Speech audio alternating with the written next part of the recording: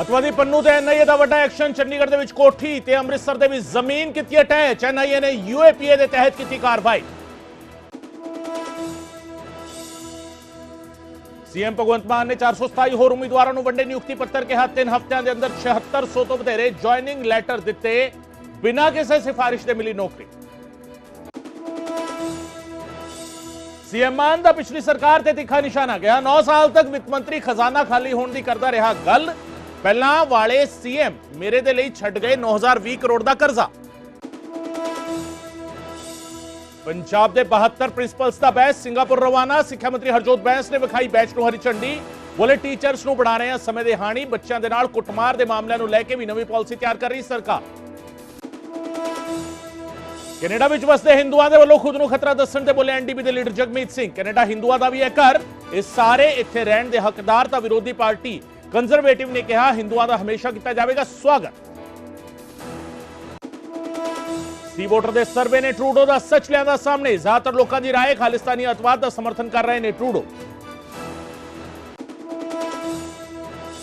UN दे विच भारत ने पाकिस्तान को लगाई झाड़। कहा जम्मू कश्मीर ते लद्दाख भारत के अनिखड़वे हिस्से। साडे अंदरूनी मसलियां दे विच दखल देने का नहीं अधिकार। पाकिस्तान को दस्सिया अतवादियों का घर। लॉरेंस बिश्नोई ने नकारी गैंगस्टर सुखा दुन्ने के दे कतल दी गल। वकील का दावा फेक अकाउंट तो पाई जा रही ने झूठियां पोस्टां। पंजाब दे विच नशे दे नाल 3 सालां दे विच होईयां 266 मौतां। पंजाब पुलिस के वालों हाई कोर्ट दे विच दाखिल की गई रिपोर्ट दे विच होया खुलासा। बठिंडा जिला सब तो वध प्रभावित।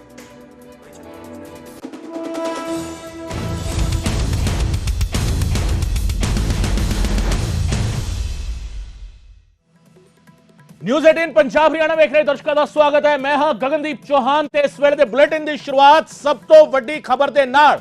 दहशतगर्द गुरपतवंत पन्नू जड़ा बाहर बह के सत समंदर पार बह के छोटे छोटे वीडियो क्लिप बना के धमकी दिंदा है भारत जहे मुल्क नूं। ओ दहशतगर्द गुरपतवंत पन्नू जड़ा भारत के खिलाफ लगातार जहर उगलदा है। उस दी बोलती अज भारतीय सुरक्षा एजेंसी ने बंद कर दी है। किवें? अतवादी पन्नू ते एनआईए दा एक्शन होया वड्डा। एनआईए ने गुरपतवंत पन्नू दियां प्रॉपर्टियां जब्त कर लईयां ने। प्रॉपर्टियां अटैच करने दे लई एनआईए ने कोर्ट दे विच पहुंच कीती सी। अमृतसर दे पिंड खानकोट दे विच जमीन जब्त की गई और चंडीगढ़ दे सेक्टर 15 दे विच स्थित प्रॉपर्टी भी अटैच कर ली गई है। एनआईए ने यूएपीए दे तहत एक कार्रवाई की है। गुरपतवंत पन्नू दी प्रॉपर्टी जब्त कर ली गई है। जब्त करने दा मतलब गुरपतवंत पन्नू दा इस प्रॉपर्टी ते कोई भी राइट नहीं रहा, कोई भी मालिकाना हक नहीं रहा। हुण इस ते मालिकाना हक होवेगा भारत सरकार दा। क्यों? क्योंकि यह प्रॉपर्टी है एक अजिहे शख्स की जिहड़ा भगोड़ा है, कानून की नजरां दे विच जिहड़ा भगोड़ा है। बेशक वह विदेश विच बह के किसी भी तरीके दियां कोशिशां कर रहा हुए, पर भारत सरकार और भारतीय सुरक्षा एजेंसियां दी नजरां दे विच वह सिर्फ ते सिर्फ एक भगोड़ा है, प्रोक्लेम्ड ऑफेंडर है, पीओ है। और पीओ भी अजिहे मामले दे विच जिस दे विच यूएपीए दे तहत उस ते कार्रवाई हो रही है, जिस दे विच दहशत दे नाल जुड़े कानून दे मुताबिक उस ते कार्रवाई हो रही है। और उस पीओ ते कार्रवाई दी सब तो वड्डी मोहर लगी है। जायदाद अटैच की गई है गुरपतवंत पन्नू दी। सीधा रुक कर दे अमृतसर का मेरे सहयोगी राजीव मेरे नाल मौजूद ने। राजीव, गुरपतवंत पन्नू दी जायदाद जब्त हुण तक सिर्फ यह सीगा कि प्रोसीजर चल रहा सी, पर अज मोहर लग गई है इस गल ते कि गुरपतवंत पन्नू दे पर कुतरने शुरू हो चुके ने भारत दे विच। राजीव जी बिल्कुल गगन, जिस तरह तुसी भी जिक्र किया कि गुरपतवंत पन्नू भावें अमृतसर दे इस पिंड दा जंपल है, पर पिछले कई सालों तो परिवार समेत वो विदेश की धरती के उत्ते रह रहा और उत्थे बैठ के ही उस वल्लों खास तौर पे हिंदुस्तान के खिलाफ जो है वो जहर उगलिया जाता है। वक्-वक् समयां ते पंजाब के नौजवानों नूं वरगलाया जाता और डॉलरां दा लालच दिता जाता। हालांकि बहुत सारे ऐसे मामले भी सामने आए जिन्हां मामलों के विच कई नौजवान गिरफ्तार होए, पर बाद दे विच उन्हां दी कोई पैरवाई नहीं हुई। तो इस वेले सब तो अहम जिहड़े अदालत के हुक्म ने, जिस दे विच सीधे तौर पर एक गल लिखी गई है कि अदालत वल्लों जब्ती दे हुक्म का जिहड़ा नोटिस है वो उस थां ते लगा दिता गया जिहड़ी जमीन दी मलकीयत ਹੁਣ ਤੱਕ ਗੁਰਪਤਵੰਤ ਸਿੰਘ ਪੰਨੂ ਦੇ ਨਾਮ ਤੇ ਸੀ ਤਾਂ ਇਸ ਜੋ ਬੋਰਡ ਇੱਥੇ ਲੱਗਿਆ ਉਸ ਨੂੰ ਜੇਕਰ ਧਿਆਨ ਦੇ ਨਾਲ ਪੜੋ ਤਾਂ ਬਕਾਇਦਾ ਤੌਰ ਤੇ ਇਸ ਜ਼ਮੀਨ ਦਾ ਜੋ ਖਸਰਾ ਨੰਬਰ ਹੈ ਉਸ ਤੋਂ ਇਲਾਵਾ ਜਿਹੜੇ ਮਾਮਲੇ ਗੁਰਪਤਵੰਤ ਪੰਨੂ ਤੇ ਦਰਜ ਨੇ ਉਹਨਾਂ ਦਾ ਜ਼ਿਕਰ ਕੀਤਾ ਗਿਆ। ਔਰ ਜੇਕਰ ਇਸ ਦਾ ਮਜ਼ਮੂਨ ਦੇਖੀਏ ਜੋ ਲਾਸਟ ਦੇ ਵਿੱਚ ਪੰਜਾਬੀ 'ਚ ਜੋ 2 ਲਾਈਨਾਂ ਲਿਖੀਆਂ ਨੇ ਤਾਂ ਉਹ ਕਾਫੀ ਅਹਿਮ ਨੇ ਕਿ ਪਿੰਡ ਖਾਨਕੋਟ ਤਹਿਸੀਲ ਜ਼ਿਲ੍ਹਾ ਅੰਮ੍ਰਿਤਸਰ ਦੀ ਮਾਲਕੀ ਦੋਸ਼ੀ ਗੁਰਪਤਵੰਤ ਸਿੰਘ ਪੰਨੂ ਪੁੱਤਰ ਮਹਿੰਦਰ ਸਿੰਘ ਵਾਸੀ ਖਾਨਕੋਟ ਦੇ ਨਾਮ ਤੇ ਹੈ। ਉਕਤ ਜ਼ਮੀਨ ਕੇਸ ਨੰਬਰ ਦਾ ਜ਼ਿਕਰ ਕੀਤਾ ਗਿਆ ਔਰ ਉਸ ਤੋਂ ਅੱਗੇ ਮਾਨਯੋਗ ਅਦਾਲਤ NIA ਸਪੈਸ਼ਲ ਕੋਰਟ ਦਾ ਵੀ ਜ਼ਿਕਰ ਕਰਦੇ ਹੋਇਆ ਇਹ ਇੱਕ ਪਬਲਿਕ ਨੋਟਿਸ ਇੱਥੇ ਲਗਾਇਆ ਗਿਆ ਤਾਂ ਕਿ ਲੋਕਾਂ ਨੂੰ ਵੀ ਇਹ ਪਤਾ ਲੱਗ ਸਕੇ ਕਿ ਇਹ ਜ਼ਮੀਨ ਹੁਣ ਗੁਰਪਤਵੰਤ ਸਿੰਘ ਪੰਨੂ ਦੇ ਕਬਜ਼ੇ ਦੇ ਹੇਠ ਨਹੀਂ ਹੈ ਬਲਕਿ ਇਸ ਨੂੰ ਸਰਕਾਰ ਦੇ ਵੱਲੋਂ ਜੋ ਹੈ ਅਦਾਲਤ ਦੇ ਹੁਕਮਾਂ ਤੋਂ ਬਾਅਦ ਜ਼ਬਤ ਕਰ ਲਿਆ ਗਿਆ। ਤਾਂ ਪੂਰੀ ਦੀ ਪੂਰੀ ਜ਼ਮੀਨ ਜਿੰਨੇ ਵੀ ਖੇਤ ਨਜ਼ਰ ਆ ਰਹੇ ਨੇ ਪਿੱਛੇ ਬਾਗ ਨੇ ਤਾਂ ਇਹ ਅੰਮ੍ਰਿਤਸਰ ਦਾ ਖਾਨਕੋਟ ਪਿੰਡ ਹੈ ਜਿੱਥੇ ਕਿ ਇੱਕ ਵੱਡਾ ਪਰਿਵਾਰ ਹੈ ਪੰਨੂ ਪਰਿਵਾਰ ਔਰ ਇਸੇ ਪਰਿਵਾਰ ਦੇ ਜਿਹੜੇ ਹੋਰ ਕਈ ਐਸੇ ਲੋਕ ਵੀ ਨੇ ਜਿਹੜੇ ਦੇਸ਼ ਦੀਆਂ ਵੱਖ-ਵੱਖ ਅਹੁਦਿਆਂ ਤੇ ਵੱਡਿਆਂ ਦੇ ਉੱਤੇ ਤਾਇਨਾਤ ਰਹੇ ਨੇ। ਪਰ ਗੁਰਪਤਵੰਤ ਸਿੰਘ ਪੰਨੂ ਜਦੋਂ ਤੋਂ ਅਮਰੀਕਾ ਦੇ ਵਿੱਚ ਰਹਿ ਕੇ ਇਸ ਤਰੀਕੇ ਦਾ ਉਸ ਵੱਲੋਂ ਪ੍ਰਚਾਰ ਕੀਤਾ ਜਾ ਰਿਹਾ ਸਮੇਂ-ਸਮੇਂ ਤੇ ਸੋਸ਼ਲ ਮੀਡੀਆ ਦੇ ਜ਼ਰੀਏ ਉਸ ਵੱਲੋਂ ਭਾਰਤ ਦੇ ਖਿਲਾਫ ਜੋ ਹੈ ਉਹ ਭੱਦੀ ਸ਼ਬਦਾਵਲੀ ਦਾ ਵੀ ਇਸਤੇਮਾਲ ਕੀਤਾ ਜਾਂਦਾ ਰਿਹਾ। ਔਰ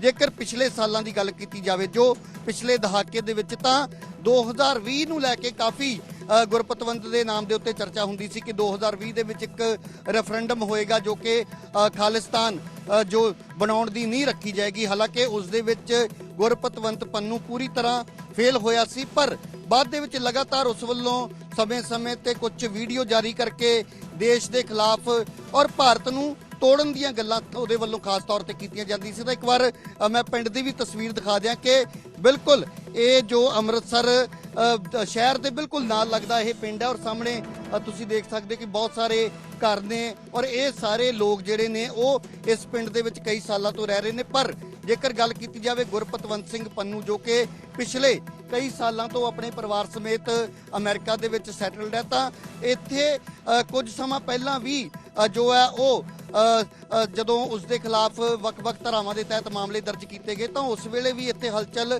ਨਜ਼ਰ ਆਈ ਸੀ। ਪਰ ਹੁਣ ਇੱਕ ਸਭ ਤੋਂ ਵੱਡੀ ਚਰਚਾ ਇਸ ਕਰਕੇ ਬਣਿਆ ਹੋਇਆ ਕਿਉਂਕਿ ਇੱਕ ਪਾਸੇ ਕੈਨੇਡਾ ਦੇ ਪ੍ਰਧਾਨ ਮੰਤਰੀ ਵੱਲੋਂ ਇੱਕ ਸਟੇਟਮੈਂਟ ਦਿੱਤੀ ਜਾਂਦੀ ਹੈ ਤਾਂ ਉਸ ਤੋਂ ਬਾਅਦ ਲਗਾਤਾਰ ਵਿਦੇਸ਼ਾਂ ਦੇ ਵਿੱਚ ਰਹਿਣ ਵਾਲੇ ਜਿਹੜੇ ਖਾਸ ਤੌਰ ਤੇ ਉਹ ਲੋਕ ਜਿਨ੍ਹਾਂ ਦੇ ਉੱਤੇ ਇਹ ਇਲਜ਼ਾਮ ਨੇ ਕਿ ਉਹ ਭਾਰਤ ਨੂੰ ਤੋੜਨ ਦੀਆਂ ਗੱਲਾਂ ਕਰਦੇ ਨੇ ਭਾਰਤ ਦੇ ਵਿੱਚ ਇੱਕ ਵੱਖਰੀ ਜਿਹੜੀ ਮੂਵਮੈਂਟ ਹੈ ਉਹਨਾਂ ਵੱਲੋਂ ਉਹ ਚਲਾਈ ਜਾ ਰਹੀ ਹੈ ਤਾਂ ਉਸੇ ਦੇ ਤਹਿਤ ਇੱਕ ਵੱਡੀ ਕਾਰਵਾਈ ਕੀਤੀ ਗਈ ਹੈ ਔਰ ਇਹ ਬੋਰਡ ਜੋ ਹੈ ਉਹ ਖਾਸ ਤੌਰ ਤੇ ਗੁਰਪਤਵੰਤ ਸਿੰਘ ਪੰਨੂ ਦਾ ਜੋ ਪਿੰਡ ਹੈ ਜੱਦੀ ਪਿੰਡ ਅਸੀਂ ਕਹਿ ਸਕਦੇ ਖਾਨਕੋਟ ਔਰ ਉਸ ਪਿੰਡ ਦੇ ਵਿੱਚ ਜਿਹੜੀ ਉਹਨਾਂ ਦੀ ਜ਼ਮੀਨ ਹੈ ਗੁਰਪਤਵੰਤ ਪੰਨੂ ਦੀ ਜਿਹੜੀ ਜ਼ਮੀਨ ਹੈ ਖਾਸ ਤੌਰ ਤੇ ਕਿਉਂਕਿ ਉਹਨਾਂ ਦੇ ਹੋਰ ਵੀ ਪਰਿਵਾਰਕ ਮੈਂਬਰ ਨੇ ਜਿਸ ਤਰ੍ਹਾਂ ਮੈਂ ਪਹਿਲਾਂ ਵੀ ਜ਼ਿਕਰ ਕੀਤਾ ਕਿ ਵੱਖ-ਵੱਖ ਅਹੁਦਿਆਂ ਤੇ ਵੱਡੇ ਅਹੁਦਿਆਂ ਤੇ ਤਾਇਨਾਤ ਰਹੇ ਨੇ ਇਸ ਪਰਿਵਾਰ ਦੇ ਲੋਕ ਪਰ ਗੁਰਪਤਵੰਤ ਪੰਨੂ ਦੀ ਜਿਹੜੀ ਵਿਚਾਰਧਾਰਾ ਉਹ ਬਾਕੀ ਪਰਿਵਾਰ ਦੇ ਨਾਲੋਂ ਬਿਲਕੁਲ ਵੱਖਰੀ ਹੈ ਔਰ ਜਿਸ ਦਾ ਖਮਿਆਜ਼ਾ ਹੁਣ ਗੁਰਪਤਵੰਤ ਪੰਨੂ ਨੂੰ ਇਸ ਤਰੀਕੇ ਦੇ ਨਾਲ ਭੁਗਤਣਾ ਪੈ ਰਿਹਾ। ਤਾਂ ਮੈਂ ਇੱਥੇ ਇੱਕ ਹੋਰ ਚੀਜ਼ ਦਾ ਜ਼ਿਕਰ ਜ਼ਰੂਰ ਕਰਨਾ ਚਾਹੂੰਗਾ ਗਗਨ ਕਿ ਜਦੋਂ ਵੀ ਭਾਰਤ ਸਰਕਾਰ ਵੱਲੋਂ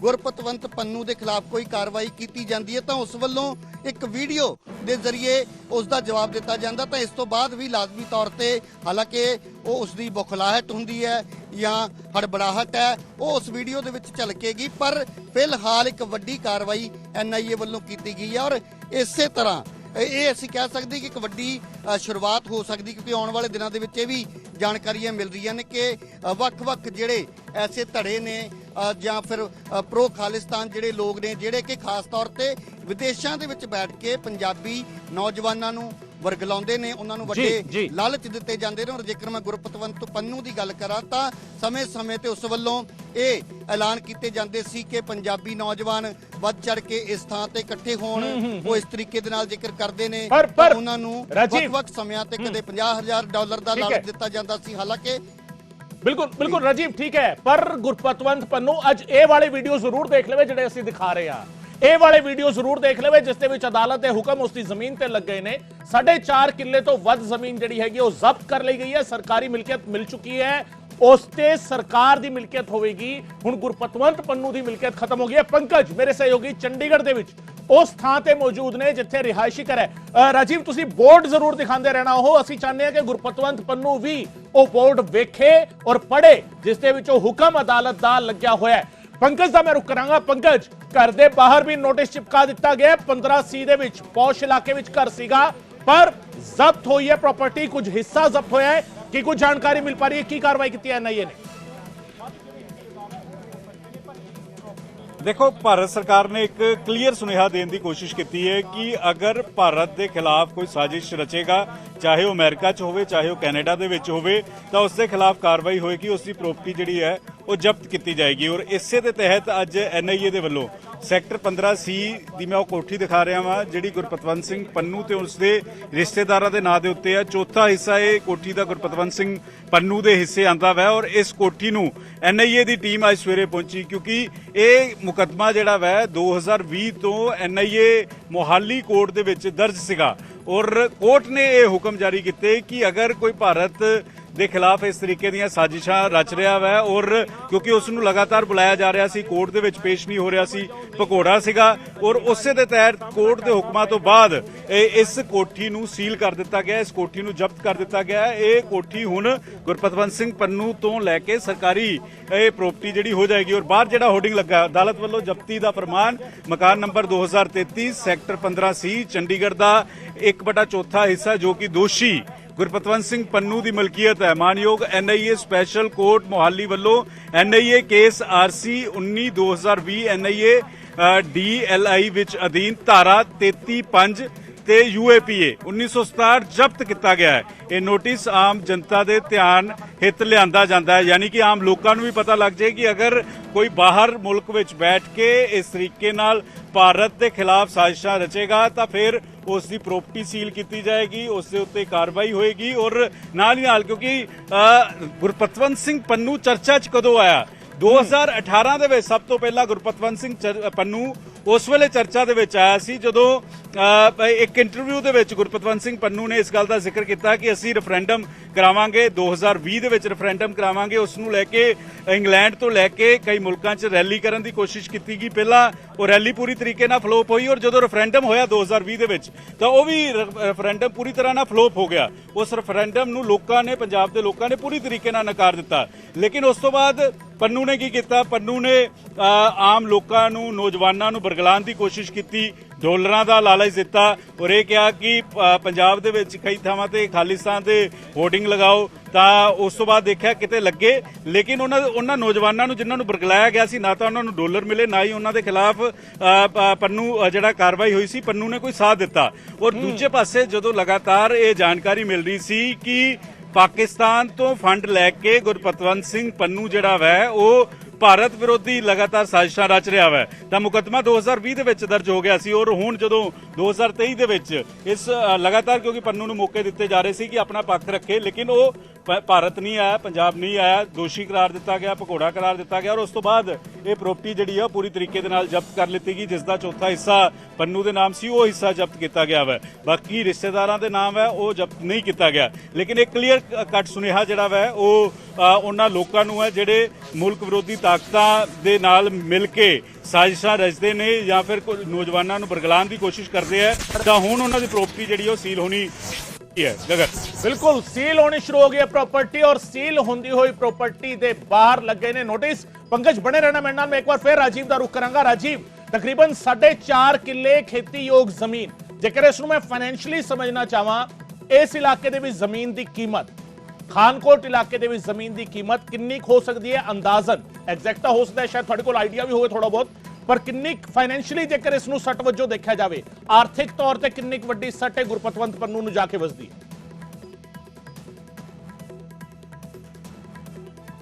देखो, जितों तक क्योंकि गुरपतवंत पंनू एक वड्डे परिवार दे नाल संबंध रखता है तो हो सकता कि उसनूं इस जमीन दे जब्त होण दा भी कोई बहुता फर्क ना पवे, पर उन्हां लोकां दे लई क्योंकि ज़्यादातर जिहड़े लोग ने वो देखा देखी, चाहे वो नशे का कारोबार है तो बहुत सारे लोग इस करके उस कारोबार दे विच पै जांदे ने कि उस दे विच बहुत कमाई है। तो पर जेकर कोई आम ਕਿਸਾਨ ਜਾਂ ਆਮ ਜੇਕਰ ਖੇਤੀਬਾੜੀ ਦੇ ਨਾਲ ਕੋਈ ਜੁੜਿਆ ਸ਼ਖਸ ਇਸ ਤਰੀਕੇ ਦੀ ਕਾਰਵਾਈ ਦੇ ਵਾਲੇ ਪਾਸੇ ਧਿਆਨ ਦਿੰਦਾ ਤਾਂ ਉਸ ਦੇ ਲਈ ਇੱਕ ਵੱਡੀ ਕਾਰਵਾਈ ਜ਼ਰੂਰ ਹੋ ਸਕਦੀ, ਜਿਹੜਾ ਇੰਡੀਆ ਦੇ ਵਿੱਚ ਰਹਿ ਕੇ ਉਸੇ ਹੀ ਖੇਤੀਬਾੜੀ ਤੋਂ ਉਸ ਦਾ ਘਰ-ਬਾਰ ਚੱਲਦਾ ਹੋਵੇ।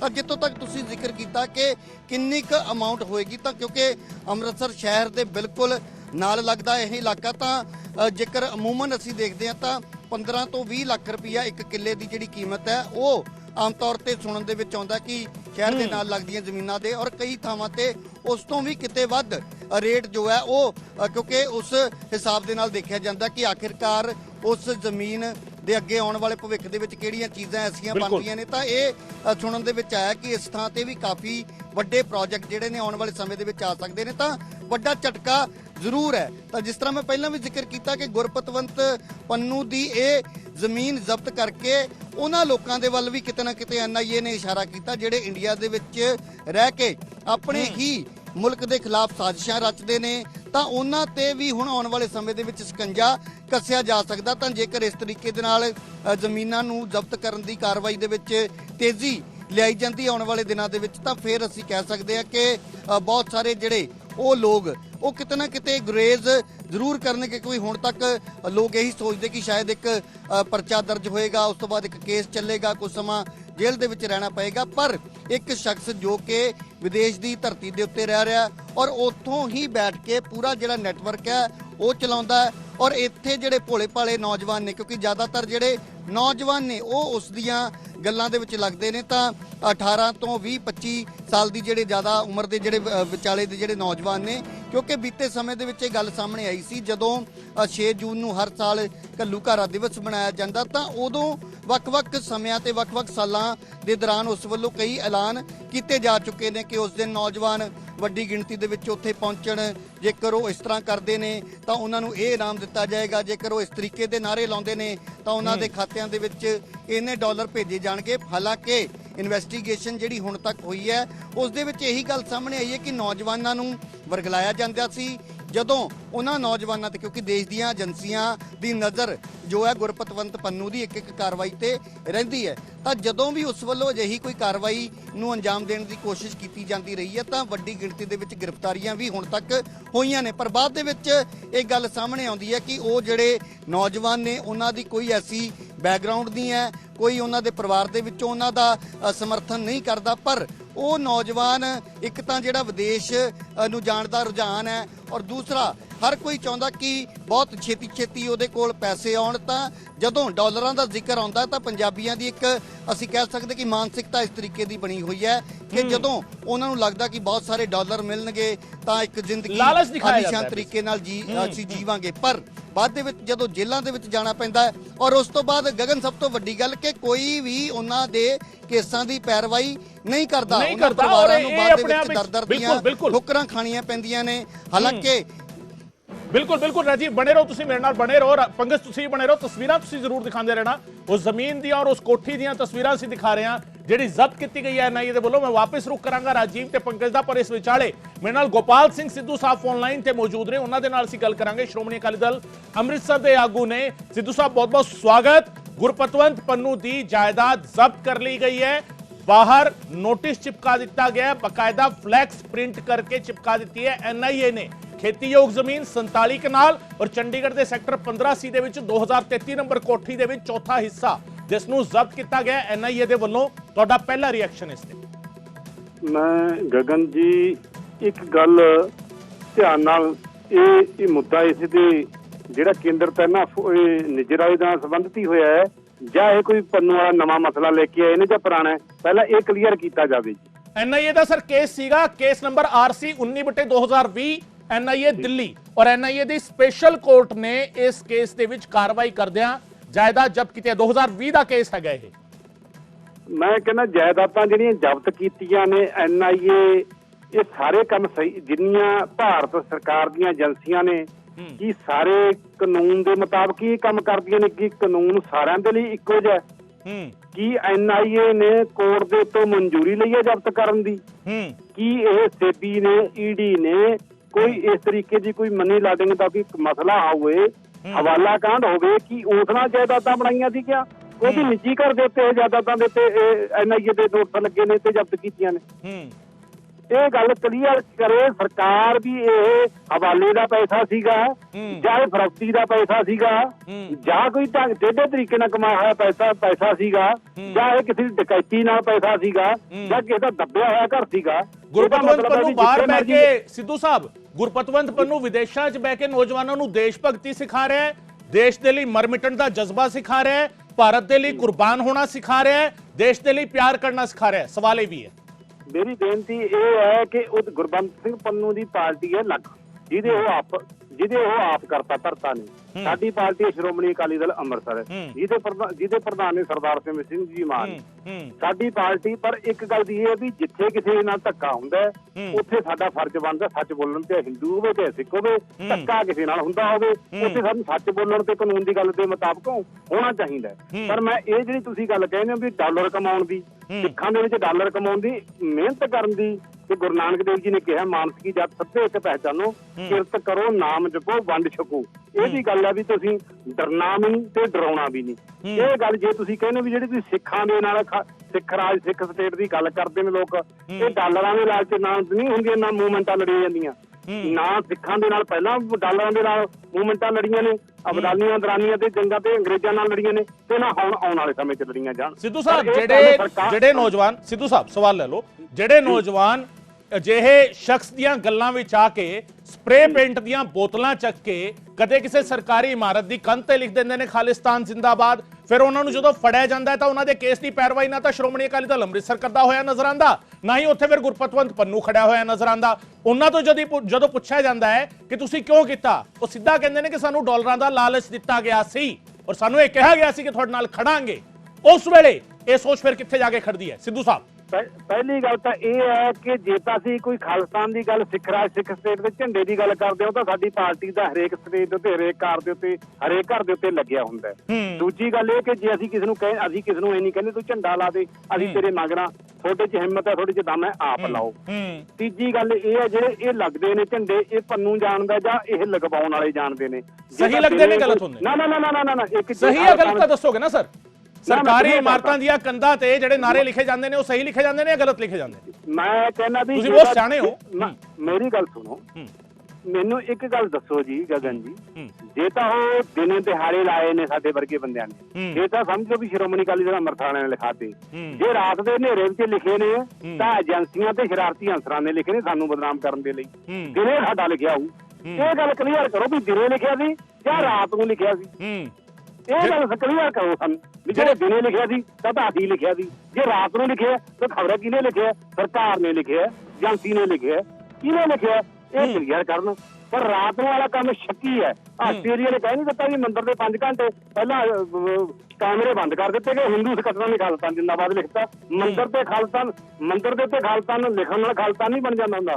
ਕਿਸੇ ਵੀ ਧਰਮ ਸਥਾਨ ਦੇ ਉੱਤੇ ਬੇਅਦਬੀ ਹੁੰਦੀ ਹੈ, ਉਹਦੇ ਤੇ ਇਹੋ ਜਿਹਾ ਨਾਰਾ ਨਹੀਂ ਲਿਖਿਆ ਜਾਂਦਾ ਹੁੰਦਾ। ਬਿਲਕੁਲ ਸਿੱਧੂ ਸਾਹਿਬ, ਤੁਹਾਡਾ ਇਹੀ ਸੁਨੇਹਾ ਗੁਰਪਤਵੰਤ ਪੰਨੂ ਨੂੰ ਵੀ ਸਮਝਣਾ ਚਾਹੀਦਾ ਹੈ, ਜਿਹੜਾ ਅਜਿਹੀ ਹਰਕਤਾਂ ਕਰਾਉਣ ਦੇ ਪਿੱਛੇ ਜਿਸ ਦਾ ਦਿਮਾਗ ਰਹਿੰਦਾ ਹੈ, ਜਿਸ ਦੀ ਕੋਸ਼ਿਸ਼ਾਂ ਇਹ ਰਹਿੰਦੀਆਂ ਨੇ ਕਿ ਨੌਜਵਾਨਾਂ ਨੂੰ ਵਰਗਲਾ ਕੇ, ਜਿਹੜੀ ਤੁਸੀਂ ਰਾਤ ਦੇ ਹਨੇਰੇ ਦੀ ਗੱਲ ਕਰ ਰਹੇ ਹੋ, ਔਰ ਉਹ ਇੱਕ ਦੋ ਵਾਰ ਨਹੀਂ ਕਈ ਵਾਰ ਇਹ ਪ੍ਰੂਵ ਹੋਇਆ ਹੈ, ਕਈ ਵਾਰ ਇਹ ਸਾਬਿਤ ਹੋਇਆ ਹੈ। ਜਿਹੜੇ ਨੌਜਵਾਨ ਫੜੇ ਗਏ ਉਹਨਾਂ ਨੇ ਦੱਸਿਆ ਕਿ ਸਾਨੂੰ ਵਿਦੇਸ਼ਾਂ ਤੋਂ ਕਾਲ ਗੁਰਪਤਵੰਤ ਪੰਨੂ ਦੇ ਰਾਹੀਂ ਜਾਂ ਸਿੱਧੇ ਤੌਰ ਤੇ ਅਸਿੱਧੇ ਤੌਰ ਤੇ ਆਈਆਂ, ਸਾਨੂੰ ਲਾਲਚ ਦਿੱਤਾ ਗਿਆ ਔਰ ਜਦੋਂ ਉਹਨਾਂ ਨੂੰ ਫੜ ਲਿਆ ਗਿਆ ਤਾਂ ਫਿਰ ਉਹਨਾਂ ਦਾ ਨਾ ਕੋਈ ਕੇਸ ਲੜਨ ਵਾਲਾ ਸੀਗਾ, ਨਾ ਉਹਨਾਂ ਦੀ ਕੋਈ ਪੈਰਵੀ ਕਰਨ ਵਾਲਾ ਸੀ। ਸਿੱਧੂ ਸਾਹਿਬ ਫਿਲਹਾਲ ਬਹੁਤ ਬਹੁਤ ਸ਼ੁਕਰੀਆ ਸਾਡੇ ਨਾਲ ਗੱਲ ਕਰਨ ਦੇ ਲਈ। ਗੋਪਾਲ ਸਿੰਘ ਸਿੱਧੂ ਸ਼੍ਰੋਮਣੀ ਅਕਾਲੀ ਦਲ ਅੰਮ੍ਰਿਤਸਰ ਦੇ ਆਗੂ ਸਾਡੇ ਨਾਲ ਗੱਲ ਕਰ ਰਹੇ ਸੀਗੇ। ਸਾਫ਼ ਕਹਿੰਦੇ ਨਜ਼ਰ ਆਏ ਕਿ ਜੇਕਰ ਅਸੀਂ ਸਿਆਸੀ ਪਾਰਟੀ ਦੇ ਵਜੋਂ ਖਾਲਿਸਤਾਨ ਦੀ ਗੱਲ ਕਰਦੇ ਹਾਂ ਤਾਂ ਅਸੀਂ ਓਪਨਲੀ ਗੱਲ ਕਰਦੇ ਹਾਂ, ਦਿਨ ਦਿਹਾੜੇ ਗੱਲ ਕਰਦੇ ਹਾਂ, ਦਿਨ ਚੜ੍ਹੇ ਗੱਲ ਕਰਦੇ ਹਾਂ, ਰਾਤ ਦੇ ਹਨੇਰਿਆਂ ਵਿੱਚ ਸਰਕਾਰੀ ਇਮਾਰਤਾਂ ਤੇ ਕਿਸੇ ਧਾਰਮਿਕ ਥਾਂ ਤੇ ਉਸ ਦੀਆਂ ਕੰਧਾਂ ਤੇ ਨਾਰੇ ਲਿਖਵਾ ਦੇਣਾ ਸਪਰੇ ਪੇਂਟ ਦੇ ਨਾਲ। ਇਹ ਕੰਮ ਜਿਹੜਾ ਸ਼ਖਸ ਕਰ ਰਿਹਾ ਸੀਗਾ, ਅੱਜ ਉਸ ਸ਼ਖਸ ਨੂੰ NIA ਨੇ ਇੱਕ ਜਵਾਬ ਦੇ ਦਿੱਤਾ ਹੈ, ਉਸ ਦੀ ਜਾਇਦਾਦ ਜ਼ਬਤ ਕਰ ਲਈ ਗਈ ਹੈ।